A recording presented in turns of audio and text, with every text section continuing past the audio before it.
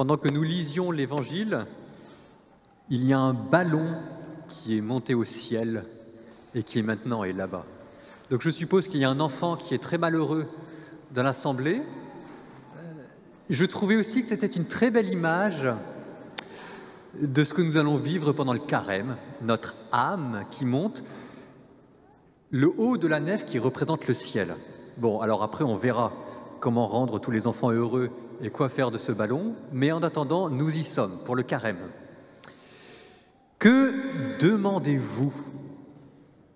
La foi. Que procure la foi? La vie éternelle. Est-ce que vous pouvez imaginer demander quelque chose de plus gros que ça? Parce qu'il en faut du culot pour le demander. Non seulement il en faut pour le demander, mais il en faut aussi pour l'y répondre. Parce qu'en fait, cette foi et cette vie éternelle que vous demandez, nous l'avons.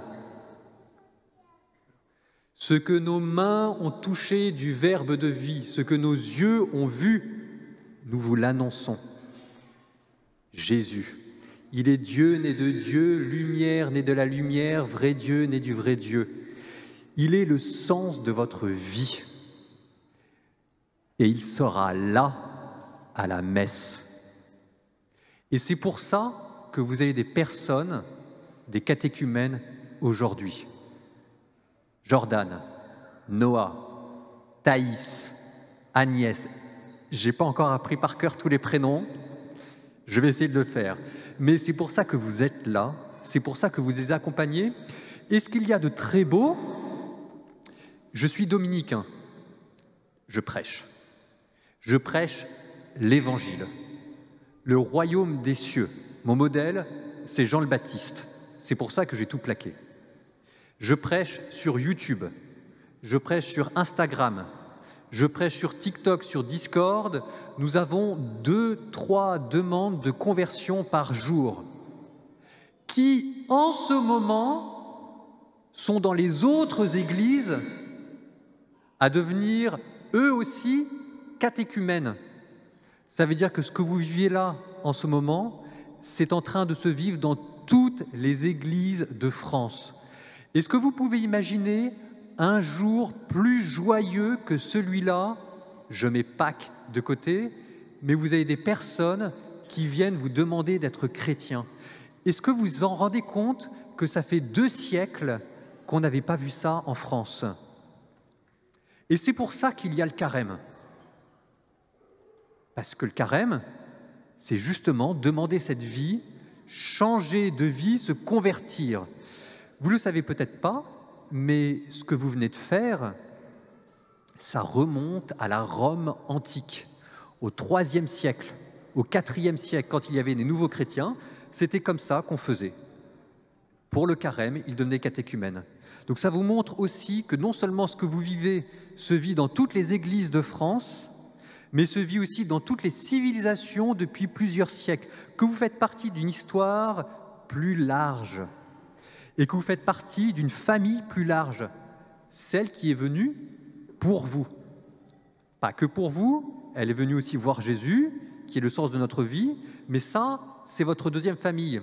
Ça veut dire que ce que Jordan, ce que Agnès, ce que Noah vont vivre pendant le carême, se préparer, se convertir pour implorer la grâce de la vie nouvelle, vous, votre manière de les accompagner, c'est aussi pour ça qu'il y a le carême. Le carême n'est pas seulement pour vous purifier, pour grandir devant la face de Dieu, il est aussi une manière pour vous d'accompagner ceux qui se préparent au baptême. Donc, si vous avez du mal à vous priver de chocolat ou à faire des jeûnes, dites-vous que vous ne le faites pas seulement pour vous-même, mais pour ceux qui se convertissent. Et ça vous donnera une motivation supplémentaire. La vie éternelle. Le carême. Alors après, c'est toujours la question de savoir comment est-ce que nous allons vivre le carême. La conversion, concrètement, ça veut dire quoi? Et alors, autant quand on parle de Jésus, on a des lumières dans les yeux parce qu'il il est le Verbe éternel, autant le carême, eh bien ça y est, on y est. Donc on arrête de se raconter des histoires, on arrête de se faire beau devant la glace et de faire du maquillage spirituel. On met les mains dans le cambouis, premier dimanche de carême, pour accompagner les catéchumènes. Quand je faisais du catéchisme, l'entrée au carême, ça s'appelait le concours langue de vipère. Parce que les élèves, 12 ans, ne comprenaient pas très bien pourquoi on faisait le carême. Je dis, bah voilà, petit concours, on va voir combien de temps vous tenez sans dire une méchanceté. Alors je crois que pour les besoins de la cause, j'utilisais des vocabulaires plus fleuris et plus familiers, mais combien de temps peut-on tenir sans dire une méchanceté? Alors pour certains élèves, c'était une demi-journée, pour d'autres, c'était quasiment 10 heures. Après, il y avait la dame cathé qui était avec moi, qui, elle, arrivait à tenir 1h30. Et puis, il y avait le clergé derrière, moi, un quart d'heure. Bon, ça, c'est les petites choses. Faire attention à sa langue. C'est une manière sympathique de vous montrer qu'il y a des choses en nous qui ont besoin d'être changées. Mais j'aurais pu en prendre des plus grosses, des plus embêtantes. Quand on vous écoute en confession semaine après semaine, mois après mois, de voir, par exemple, les personnes qui luttent pour être pures et chastes. Voilà un vrai combat. Peut-être encore plus beau, peut-être encore plus grand. Ou alors les personnes qui, tout simplement, à la maison, n'arrivent pas à passer du temps avec leur conjoint ou avec leur enfant, ce qu'on appelle les devoirs d'État. Voilà encore des choses belles, grandes, des choses toutes simples, mais on a besoin de se convertir. Et c'est là où je vous dis, le carême, on arrête de se raconter des histoires. On se regarde devant une glace et on dit à Dieu, je veux changer de vie. Il y a quelque chose qui ne va pas. Je veux changer de vie, que ce soit pour demander le baptême, je veux changer de vie, que ce soit pour vous, parce que des vies, vous en avez une et une seule. Donc, nous, ce qui se passe, c'est que pendant l'année, on essaye de trouver des techniques, on essaye de trouver des compromis. On se dit, je vais être un peu moins méchant que d'habitude. Ou alors, je vais regarder pour essayer d'aménager un petit peu mon emploi du temps pour trouver un quart d'heure de plus le week-end avec ma femme ou mes enfants. On fait des compromis, on en parle, on fait des stratégies. Le carême, il y a un moment donné, on y va en frontal. On y va. Il y a un moment donné, on arrête de négocier. Alors, on ne négocie pas avec les terroristes, avec le diable non plus. Il y a un moment donné, on met les mains dans le cambouis et on lutte. On dit, c'est pas la vie que je veux mener. Moi, je ne suis pas né pour ça. Je n'ai pas signé chrétien pour faire ma petite vie, mes petits compromis. Parce que quand je lis l'Évangile, c'est ça ce qui est magnifique. Quand vous lisez l'Évangile, il n'y a pas une ligne à changer dans l'Évangile. Quand Jésus vous parle du ciel, mais on y croit. Quand Jésus vous dit que c'est possible, on se dit qu'avoir une auréole derrière la tête, mais c'est vraiment possible. Quand Jésus vous dit « Bienheureux les cœurs purs », il vous promet le bonheur et il vous le donnera. Donc c'est là où le carême, la conversion, c'est arrêter de faire le mal pour se dire que ce qui est en train de nous échapper, c'est cette vie éternelle que Jordan, Noah, Thaïs, j'en ai une de plus, Agnès, etc., vous demandent.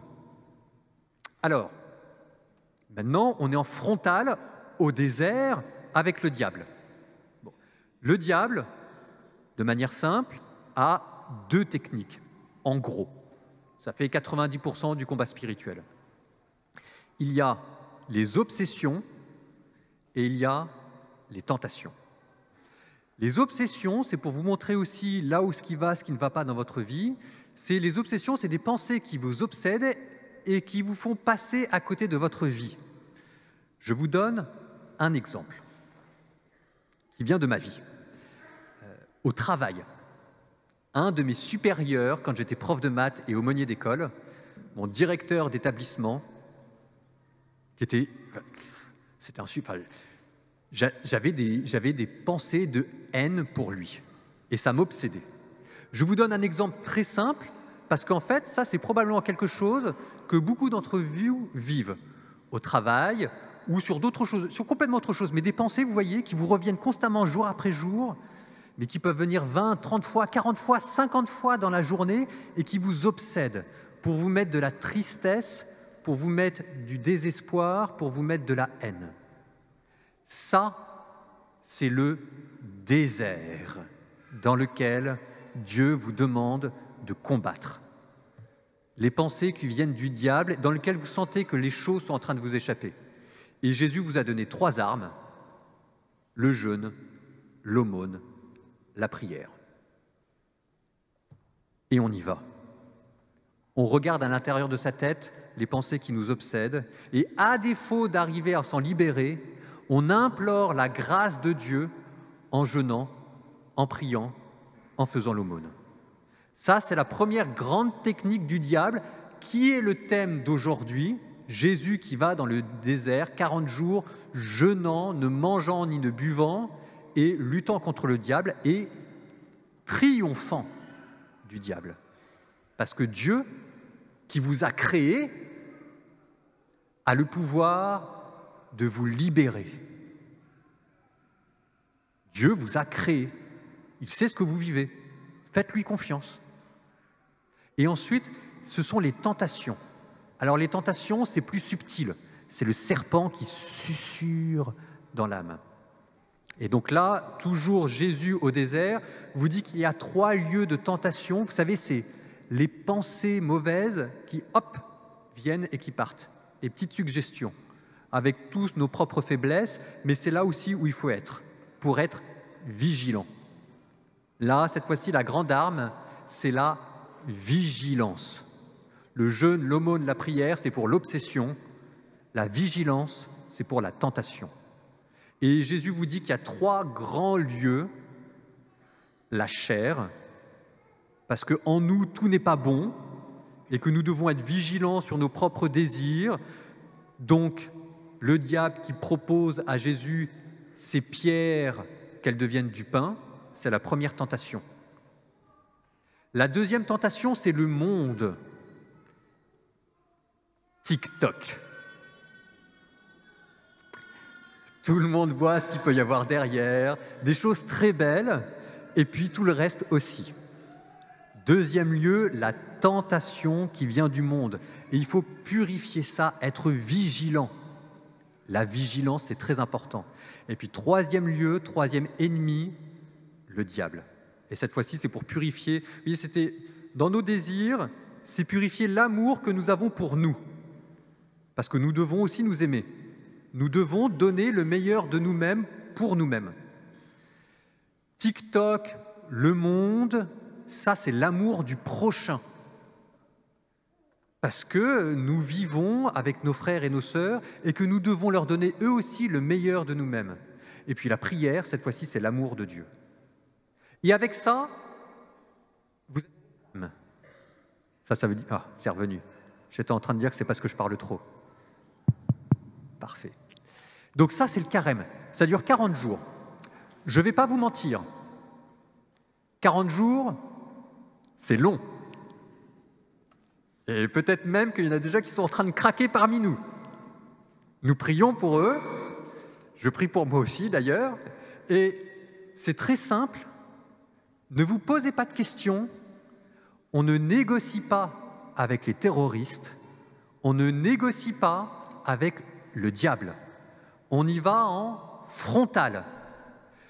Je sais que la vie est compliquée, qu'on a des situations complexes qui parfois demandent beaucoup d'ajustements. Si vous avez des conseils à demander, vous avez des prêtres, des frères, des sœurs, des personnes sages parmi vous. Mais de temps en temps, c'est bien aussi d'y aller de manière ouverte. Ça s'appelle le carême. Et pour vous, c'est la plus belle manière d'accueillir ceux qui se préparent au baptême et qui deviennent catéchumènes. La semaine prochaine, vous aurez la transfiguration. Là, cette fois-ci, ça vous montrera l'autre envers du carême, la transfiguration. Nous prions les uns pour les autres. Là, le carême, nous le vivons ensemble, en accompagnant ceux qui se préparent au baptême, en se souvenant que l'Église en France, malgré tout ce qu'on entend, se porte bien, convertit des personnes, et que ensemble, la vie éternelle que les apôtres nous ont donnée, nous pouvons encore la vivre maintenant. Je vous souhaite le plus beau carême de votre vie.